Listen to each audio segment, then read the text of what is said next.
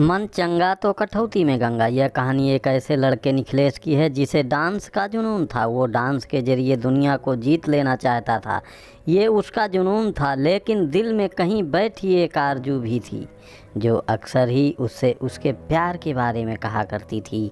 उसकी इच्छा थी उसकी जीवन संगनी एक गायिका हो, भले वो गायन में स्नातक ना हो, ना ही उसका पेशा गायन हो, लेकिन वो उसके लिए गुनगुना सके, उसके लिए चार शब्द ही हों पर गा सके। वो अक्सर ही भीड़ में उस आवाज़ को तलाशता था।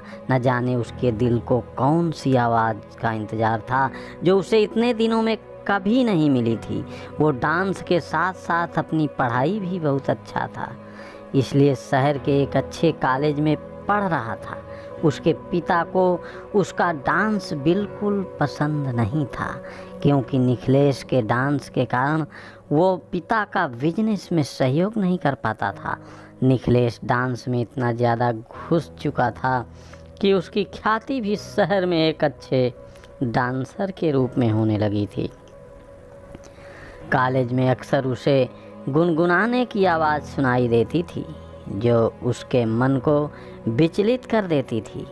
शायद यही वो आवाज़ थी जिसे वह ढूंढ रहा था। जब भी वो उस आवाज़ को सुनता, उसका पीछा करता, लेकिन उसे कभी वो लड़की नहीं मिलती जिसकी वो आवाज़ थी। कई दिन बीत गए, उसे बिन देखे ही उस आवाज़ से प्यार होने लगा था। उसने अपने दिल में उस आवाज़ के अनुरूप एक तस्वीर बना ली थी और अपने सपनों में उस तस्वीर से मोहब्बत करने लगा। एक दिन उसे फिर से वही आवाज़ सुनाई दी। उसने भाग कर देखा तो कॉलेज के बगीचे में दो लड़कियां बैठी थीं। उस आवाज़ वो लड़की दिख गई जिसकी आवाज़ उसको दिलों दिमाग में छाई हुई थी। वो दोनों बहनें थीं जो हमेशा ही साथ रहती थी। उनमें से एक का नाम आभा और दूसरी का नाम प्रतिभा था। आभा स्वभाव से शांत थी, अक्सर ही अपनी बहन के पीछे चुप सी खड़ी रहती थी। उसकी मुस्कान बहुत अच्छी थी, वो दिल की जितनी साफ थी, उसके चेहरे पर भी वही निर्मल भाव थे, लेकिन वो दिखने में बहुत साधारण थी। और उसके विपरीत प्रतिभा आज के ज़माने की मॉडर्न लड़की थी जो बहुत बिंदास रहती थी, फैशनेबल कपड़े पहनती और घूमती फिरती एक जिंदा दिल खुश मिजाज लड़की थी। जब निखिलेश ने प्रतिभा को देखा तो उसकी आंखें थम गईं। उस नशीली आवाज़ के पीछे ये सुंदर चेहरा देख निखिलेश सन्न सा रह गया और अपना सब कुछ उस पर लुटा बैठा। हर वक्त वो निखिलेश की बहुत बेइज्जती की। निखिलेश अपने गुस्से को पीकर वहाँ से निकल गया। तभी उसे आभा मिली। उसने निखिलेश से माफ़ी मांगी, उसे बताया कि फेसबुक पर वो जिससे बात करता था वो खुद आभा थी। यह सुनकर निखिलेश और गुस्सा हो जाता है और अपना पूरा फ्रस्ट्रेशन आभा पर निकाल देता है। इसके बाद निखिलेश सब छोड़कर वहाँ से चला गया। वो अपनी बेइज्जती भूल नहीं पाया और उसने अपना डांस भी छोड़ दिया। अपने पिता की इच्छानुसार बिजनेस करने लगा। वो दिन रात बस काम करता। उसे बिजनेस में बहुत सफलता मिली, लेकिन हर रोज़ उसकी आंखों में वो एक दिन कंप्लीट असाइनमेंट क्लास में जमा हो जाता था। इसके अलावा जब भी निखिलेश को पैसे की ज़रूरत होती, उसकी फ्रेंड अपनी स्कॉलरशिप के पैसे उसके अकाउंट में ट्रांसफ़र कर देती। ऐसी कई बातें जो उसे के कहते ही उसकी दोस्त पूरा कर देती थी। निखिलेश को यह एहसास हो गया था कि वो जितना प्रतिभा को पसंद करता है, उतना ही प्रतिभा उसे यह भी यकीन हो गया था कि प्रतिभा जितनी मॉडर्न रहती हैं, वास्तव में उतनी ही सरल और दिल से भोली हैं। शायद इसी एक बात में निखिलेश गलती कर रहा था, क्योंकि फेसबुक पर वो जिससे बातें कर रहा था वो प्रतिभा नहीं, आभा थी जिसकी, और वो उसे ये खुशी देखकर अपने मन को बोझ कम करना चाहती थी। इसके लिए उसने निखिलेश का पता इंटरनेट से निकालकर उसे एक शुभचिंतक जो कि निखिलेश के डांस का फ़ैन है के तौर पर एक लेटर भेजा जिसमें डांस कंपटीशन का जिक्र था। असल में निखिलेश के डांस को सभी इसी तरह से पसंद करते थे, इसलिए निखिलेश को इस शुभ चिंतक से कोई आश्चर्य नहीं था। निखिलेश डांस छोड़ चुका था, उसने बस लेटर पढ़ा और रख दिया। लेकिन आभा को पता था निखिलेश को कैसे मनाना है। उसने कई लेटर और कई तस्वीरें भेजी जिसमें निखिलेश के डांस के प्रति प्यार का प्रमाण था, जिसे देख निखिलेश का दिल पिघलने लगा। और आभा ने जब तक यह सब किया जब तक के निखिलेश ना मान जाए, और निखिलेश को मानना पड़ा।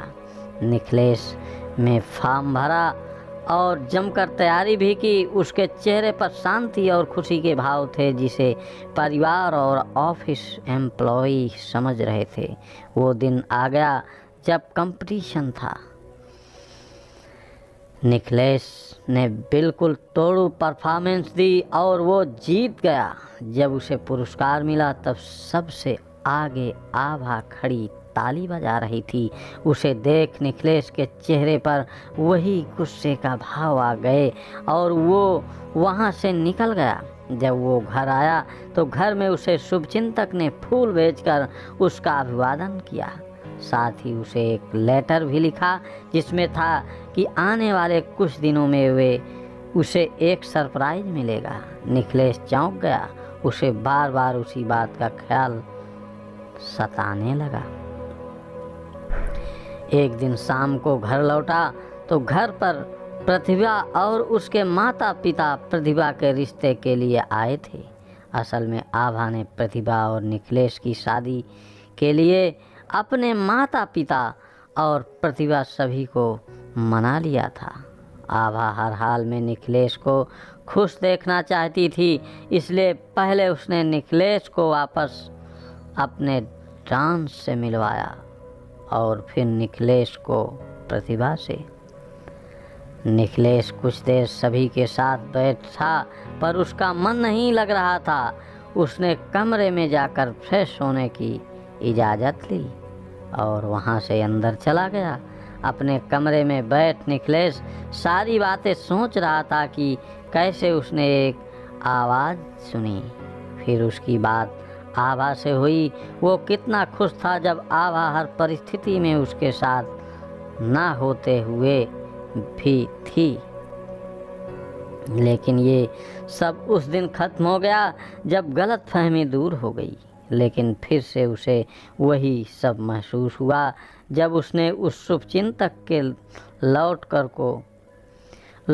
लेटर को पढ़ा और उसकी बातों को माना। निखिलेश ने एकदम ही शुभचिंतक वाले लेटर निकाले और उसे असाइनमेंट की कॉपी से मैच किया।